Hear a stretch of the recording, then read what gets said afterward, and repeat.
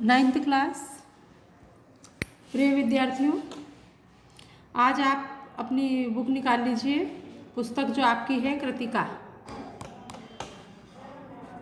Ninth class Kritika में आज हम पढ़ेंगे पाठ 2 मेरे संग की औरतें।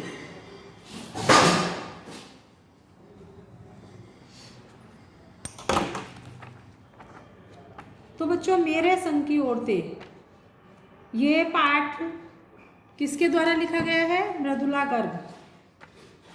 लेखिका मृदुला गर्ग ने जो है अपनी नानी के विषय में इसमें लिखा है। तो हिंदी साहित्य की अग्रणी लेखिका का थोड़ा सा हम परिचय आपको बता दें। लेखिका कौन है? मृदुला गर्ग। मृदुला गर्ग का जन्म 1938 में कोलकाता में हुआ। इन्होंने दिल्ली विश्वविद्यालय से एमए किया। कहाँ से किया? दिल्ली विश्वविद्यालय से एमए। तो ये विभिन्न नगरों में रहने के बाद, बहुत सारे नगरों में रही, उसके बाद ये दिल्ली में ही रहने लगी। दिल्ली में रह कर के ही इन्होंने लेखन कार्य प्रारंभ किया और इसमें जो है कहानियों की रचना की। इन्होंने उपन्यास भी लिखे, निबंध भी लिखे और अभी भी इस समय वर्तमान में भी ये लेखन कार्य में ही लगी हुई हैं। तो इन्होंने मेरे संग की औरतें जो लिखा है लेख, ये एक एकांकी है। इसमें क्या लिखा है? इसमें इन्होंने अपनी नानी की कहानी प्रस्तुत की है। लेखिका ने अपनी नानी को देखा नहीं है, लेकिन फिर भी अपनी माँ से सुन करके उन्होंने नानी के विषय में लिखा है। तो वो हम अभी आपके सामने पढ़ेंगे। क्या लिखती है लेखिका? मेरी एक नानी थी, जाहिर है मैंने उन्हें कभी नहीं देखा।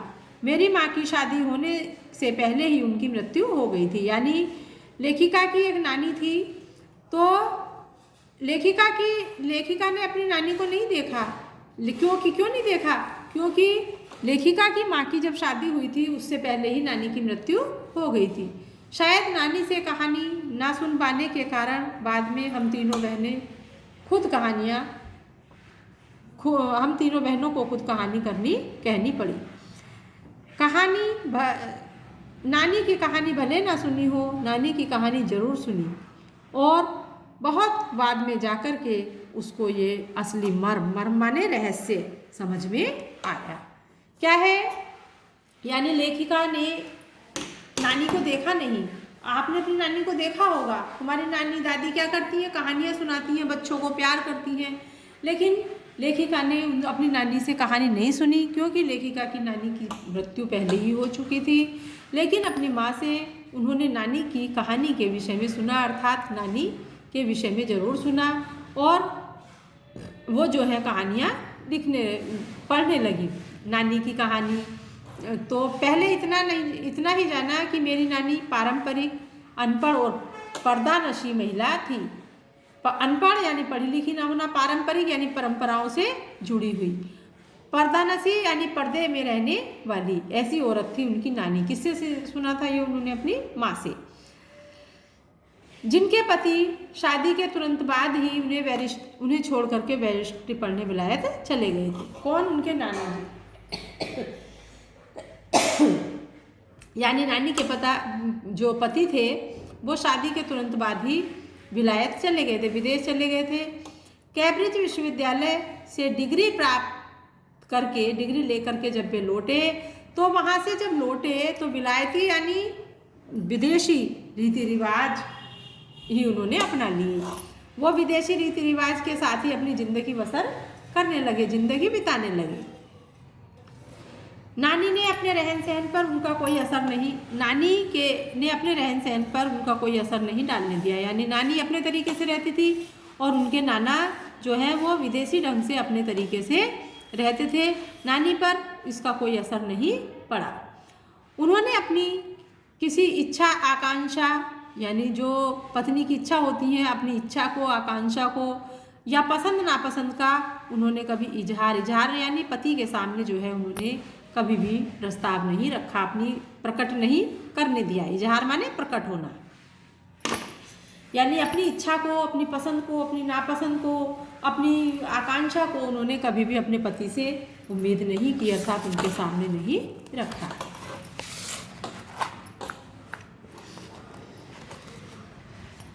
पर जब कम उम्र में नानी ने खुद को मौत के करीब पाया, 15 वर्षीय इकलौती बेटी मेरी माँ की शादी की फिक्र में इतना डराया कि वे एकदम मुँहजोर हो गई मतलब बहुत अधिक बोलने लगी। यानी नानी उनकी एकदम सादा सिंपल विचारों की थी, पर्दे में रहने वाली थी, अनपढ़ थी, लेकिन उनकी नानी जो है बीमार हो गई, और बीमार हो गई, उनकी एक 15 वर्ष की बेटी थी, तो बेटी की चिंता उनको लगने लगी कि मैं मर जाऊंगी तो मेरी बेटी की शादी कैसे होगी, है ना। तो अब इस फिक्र से वह बहुत अधिक डर गई और वो एकदम मुँहजोर हो उठी, अर्थात बहुत बोलने वाली हो उठी।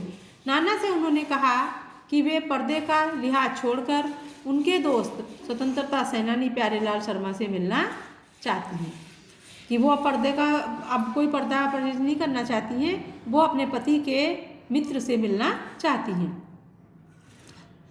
तो सब दंग रह गए, यानी सब सुन करके दंग रह गए। दंग आश्चर्यचकित रह जाना, है ना, दंग और हैरान रह जाना, आश्चर्यचकित रह जाना कि जिस पर्दानशी औरत ने कभी पराए मर्द से क्या अपने खुद के मर्द से भी मुंह खोल करके बात नहीं की, आखिरी वक्त में अजनबी से क्या बात करना चाहती हैं। यानी उनको बुलाया और सब दंग रह गए कि जो अब मृत्यु इनके समीप है, या आखिरी वक्त में एक पराए मर्द से क्या बात करना चाहती हैं। पर नाना ने क्या है, वक्त की कमी यानी समय की कमी और मौके की नजाकत, मौके की जो मांग थी वो यही थी कि उनका कहा हुआ जो है कर दिया जाए, है ना। सवाल जवाब में वक्त बर्बाद करने के बजाय फ़ौरन जा कर के दोस्त को बुलाए। उन्होंने ये नहीं पूछा कि किस लिए बुला रही हो, क्यों बुला रही हो, और जा कर के दोस्त को ले आए और बीवी के हुजूर में पेश कर दिया, यानी कि अपनी पत्नी के समक्ष पेश कर दिया अपने दोस्त को। अब जो नानी ने कहा और वह भी हैरत अंगेज था, यानी हैरान करने वाला। उन्होंने कहा, वचन दीजिए कि मेरी लड़की के लिए वर आप तय करेंगे। तो यानी कि उन्होंने उनके पिताजी के दोस्त से कहा कि आप मुझे वचन दीजिए कि मेरी लड़की के लिए जो वर ढूंढेंगे वो आप ही तय करेंगे। मेरे पति तो साहब हैं और मैं नहीं चाहती कि मेरी बेटी की शादी साहबों के फरमाबरदार से हो, यानी कि आज्ञाकारी, उनके आज्ञा में चलने वाले से, किसी अंग्रेज से हो। मैं ये नहीं चाहती हूँ कि मेरे पति तो विदेशी तौर तरीके, रीति रिवाज इनको जो है अपनाते हैं, इनको करते हैं, तो मैं ये नहीं चाहती कि मेरी बेटी की शादी किसी साहबों के आज्ञाकारी नौकर से हो। आप अपनी तरह आज़ादी का सिपाही ढूंढकर उसकी शादी करवा दीजिएगा। यानी स्वतंत्रता, ये आज़ादी का सिपाही यानी फौजी ढूंढ करके कोई शादी करवा दीजिए। कौन कह सकता था कि अपनी आज़ादी से पूरी तरह बेखबर उस औरत के मन में देश की आज़ादी के लिए ऐसा जुनून होगा।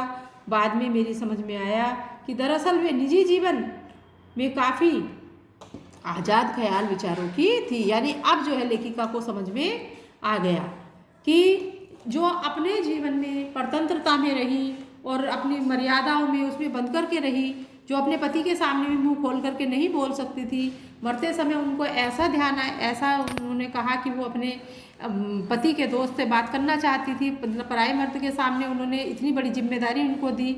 अब वो अपने पति को भी दे सकती थी, लेकिन उनको ये विश्वास नहीं था कि उनका पति जो है उनका कहा हुआ करेगा, क्योंकि वो सोचती थी उनका जो पति है वो अंग्रेजी तौर तरीकों में जीते हैं और उसी को पसंद करते हैं, तो कहीं ऐसा ना हो उनकी बेटी के लिए भी वो ऐसा ही वर ढूंढ ले। इसलिए उन्होंने अपने पति के मित्र को बुला करके ये जिम्मेदारी दी। तो लेखिका को अब इस समय समझ में आ गया कि उनकी नानी जो है ऐसा क्यों कहती थी, क्योंकि उन्होंने अपने निजी जीवन में काफ़ी आज़ाद ख्याल रहे होंगे। ठीक है, उन्होंने नाना की ज़िंदगी में कोई दखल नहीं दिया, न उसमें कोई साझेदारी की, पर अपनी ज़िंदगी को अपने ढंग से जीती जरूर रही। पारंपरिक घरेलू उबाऊ और खामोश ज़िंदगी जीने में आज के हिसाब से क्रांतिकारी चाहे कुछ भी कहा कुछ न रहा हो, दूसरे की तरह जीने के लिए मजबूर न होने में असली आज़ादी कुछ और ज़्यादा ही होती है। अर्थात वो घर में रहते हुए भी उन्होंने अपने पति के किसी भी काम में, किसी भी उसमें उन्होंने दखल नहीं दिया और अपनी ज़िंदगी वो अपने तरीके से जीती रही। तो यही कहा है कि एक क्रांतिकारी जो है वो अपनी ज़िंदगी जो है स्वतंत्र रूप से जी सकता है, वो मजबूर नहीं होता है किसी का, है ना। और असली आज़ादी जो है एक क्रांतिकारी के पास ही होती है। मतलब एक जो है, हाँ मतलब सैनिक जो उन्होंने आर्मी मतलब फौज का चुना, उसमें उन्होंने अपनी बेटी को शादी करनी चाहिए फौजी ऑफिसर से या किसी से भी।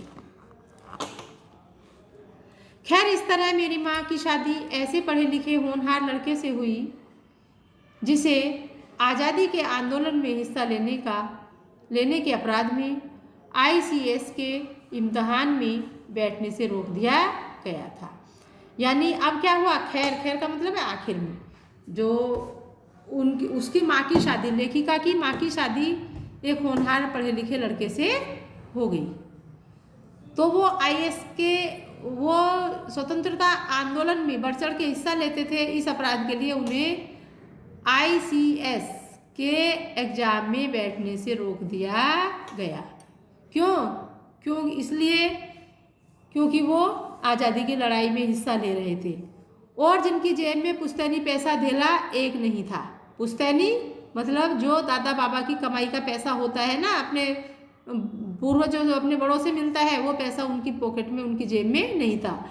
माँ बेचारी अपनी माँ और गांधी जी के सिद्धांतों के चक्कर में सादा जीवन जीने और ऊंचे ख्याल रखने पर मजबूर हुई। किसकी माँ? लेखिका की माँ। मजबूरी में, यानी जब पैसा पास नहीं था तो सादा जीवन जीने के और ऊंचे ऊंचे ख्याल रखने के लिए मजबूर हो गई। हाल उनका यह था कि खादी की साड़ी उन्हें इतनी भारी लगती थी कि कमर चनका खा जाती थी। चनका खाना यानी कमर में दर्द हो जाना। रात भर जागकर वे उसे पहनने का अभ्यास करती, जिससे दिन में शर्मिंदगी न उठानी पड़े। यानी उनको खादी की साड़ी नहीं बनती थी उनसे, माताजी से, उनकी मम्मी से, तो वो रात भर जाग करके उसको साड़ी को बांधने की प्रैक्टिस करती थी, अभ्यास करती थी। वे कुछ ऐसी नाजुक थी कि उन्हें देखकर उनकी सास यानी मेरी दादी ने कहा था, हमारी बहू तो ऐसी है कि धोई पोंछी और छीके पर टांग दी। धोई पोंछी और छीके पर टांग दी यानी कि नहा धो करके बैठ जाए, यानी कुछ भी काम करने की उनमें क्षमता नहीं थी। गनीमत यह थी कि किसी ने उन्हें छीके पर से उतारने की पेशकश नहीं की, क्योंकि वो ऐसी थी तो उनसे किसी ने कुछ कहा भी नहीं कि भाई तुम्हें घर में क्या करना है। किसी ने उनको जो है नहीं कहा। क्यों नहीं की? उसकी दो वजह थी। पहली यही कि हिंदुस्तान के तमाम बाशिंदों की तरह उनके ससुराल वाले भी साहबों की खासे अभिभूत थे और मेरे नाना पक्के साहब माने जाते थे। बस जात से वे हिंदुस्तानी थे, बाकी चेहरे मोहरे, रंग ढंग, पढ़ाई लिखाई सब में अंग्रेज थे। मज़े की बात यह थी कि हमारे देश में आज़ादी की जंग लड़ने वाले ही अंग्रेजों के सबसे बड़े प्रशंसक थे। गांधी, नेहरू हो या मेरे पिताजी के घर वाले, भले लड़का आज़ादी की लड़ाई लड़ते जेब खाली और शोहरत सिर करता रहे, दबदबा उसके साहबी ससुर का ही था। एक आन बान शान वाले साहब ने उन्हें सिरफिरे लड़के को अपनी नाजुक जान लड़की सौंपी। उससे रोमांचक और क्या परिकथा होती। नानी की सनक भरी आखिरी ख्वाहिश और नाना की रजामंदी, वे रोमांचक उपकथाएं थी जो कहानी के तिलिस्म को और गाढ़ा बना चुकी थी। दूसरी वजह माँ की अपनी शख्सियत थी। उनमें खूबसूरती, नजाकत, गैर दुनियादारी के मध्य ईमानदारी और निष्पक्षता कुछ इस तरह घुली मिली थी कि वे परिजात से कम जादुई नहीं मालूम पड़ती थी। उनमें ठोस काम करवाने की कोई सोच भी नहीं सकता था। हाँ, हर ठोस और हवाई काम के लिए उनकी जवानी राय जरूर मांगी जाती थी और पत्थर की लकीर की तरह निभाई भी जाती थी। यानी उनकी माता का जो है इतना दबदबा था।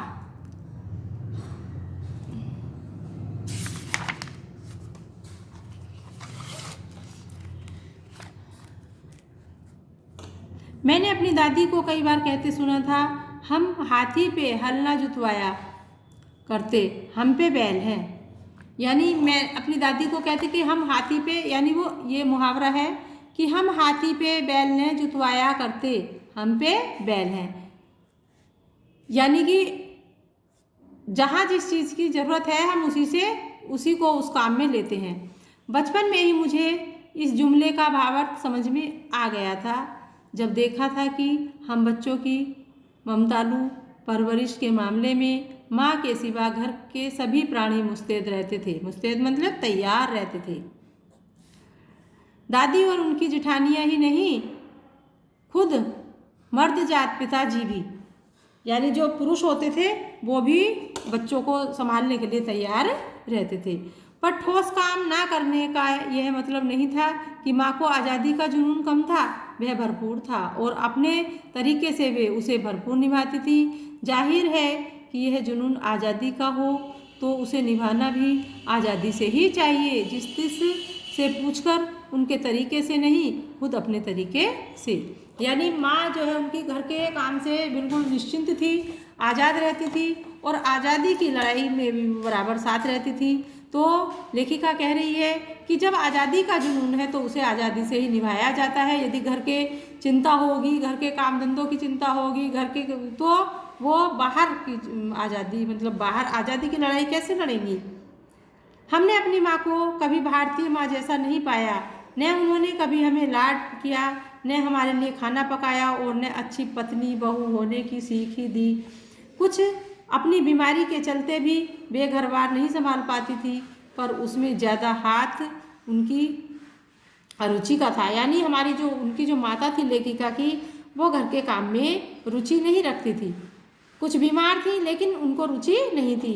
उनका ज़्यादा वक्त किताबें पढ़ने में बीतता था, बाकी वक्त साहित्य चर्चा में या संगीत सुनने में, और वे ये सब बिस्तर पर लेटे लेटे किया करती थी। फिर भी जैसा मैंने पहले कहा था, हमारे परंपरागत दादा दादी या उनकी ससुराल के अन्य सदस्य उन्हें न नाम धरते थे, यानी कि उनको कुछ भी भला बुरा नहीं कहते थे, न उनसे आम औरत की तरह होने की अपेक्षा करते थे। यानी हमारी माता कुछ अलग थी, लेकिन अपनी दादा दादी के लिए भी, अपने घर के बुजुर्गों के लिए भी उन्होंने कहा है कि वो भी कभी उनसे ऐसी अपेक्षा नहीं रखते थे कि वो एक साधारण औरत की तरह रहें। उनमें सबकी इतनी श्रद्धा क्यों थी, जबकि वह पत्नी, माँ और बहू के किसी प्रचारित कर्तव्य का पालन नहीं करती थी। साहबी खानदान के रोब के अलावा मेरी समझ में दो कारण आए। वे कभी झूठ नहीं बोलती थी और वे एक भी गोपनीय बात को दूसरे पर जाहिर नहीं होने देती थी। यानी लेखिका को इसके दो कारण आए। लेखिका की माँ जो है इतना घर गृहस्थी का कुछ भी काम नहीं करती थी, कुछ भी नहीं संभालती थी, बच्चों को नहीं संभालती थी, लेकिन फिर भी उनके जो दादा दादी थे उनकी बहुत अधिक कदर करते थे। तो लेखिका कह रही है कि इसके दो कारण हो सकते हैं, क्योंकि मेरी माता जी कभी एक झूठ नहीं बोलती थी, वे एक भी गोपनीय बात को दूसरे के सामने जाहिर होने नहीं देती थी। पहले के कारण उन्हें घर वालों का आदर मिला हुआ था और दूसरे के कारण घर वालों से दोस्त थे। दोस्त वे हमारी भी थी माँ, दोस्त वे हमारी भी थी। माँ की भूमिका हमारे पिता बखूबी निभा देते थे। बखूबी मतलब बहुत अच्छी तरह से निभाते थे। कौन? पिता। मुझे याद है बचपन में भी हमारे घर में किसी की चिट्ठी आने पर कोई उनसे यह नहीं पूछता था कि उसमें क्या लिखा है, भले वह एक बहन की दूसरे के नाम ही क्यों ना हो। और माँ यह जानने को बेहाल हो कि बीमारी से वह उभरी या नहीं।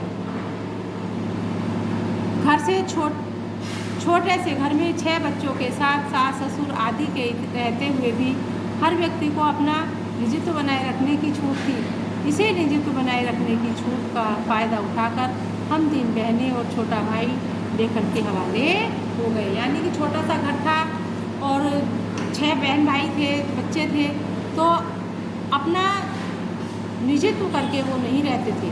तो अब क्या था, वो तीनों जो है, छोटा भाई भी और तीनों बहनें भी लेखन कार्य करने लगे।